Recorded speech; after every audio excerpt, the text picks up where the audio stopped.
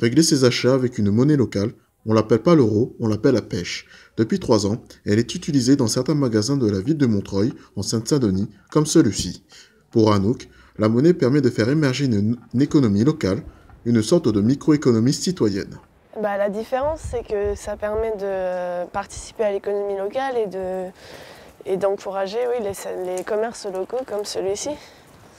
Et en plus de ça, il y a 3% de la monnaie qu'on change d'euros à la pêche qui va dans des associations de nos choix. Donc en plus d'encourager les commerces locaux, ça encourage les associations locales aussi. Au total, ils sont 800 adhérents qui ont déjà converti 180 000 € en billets de pêche pour les dépenser dans 80 commerces locaux.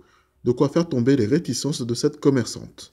La difficulté d'une monnaie locale, c'est qu'il faut qu'elle circule. Donc si moi, je prenais des pêches et que j'arrivais pas à leur refournir à quelqu'un d'autre, c'est-à-dire à la faire circuler, ça me servait un peu à rien. C'est-à-dire que j'avais peur que ça stagne et que finalement que ça soit de la trésorerie dormante pour moi et un poids pour la boutique.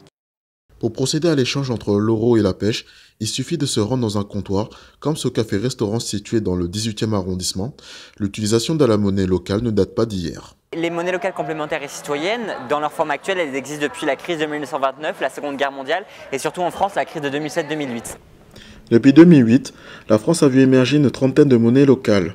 Si le concept séduit de plus en plus nos voisins européens, il ne rencontre pas vraiment l'adhésion des Français. Selon un sondage réalisé par l'Opinionway, seulement 29% d'entre eux sont favorables à l'introduction d'une monnaie complémentaire à l'euro. Il faudra attendre début avril prochain pour voir la pêche s'exporter dans d'autres coins de la capitale, avant d'envisager un changement de nom dans les prochaines années.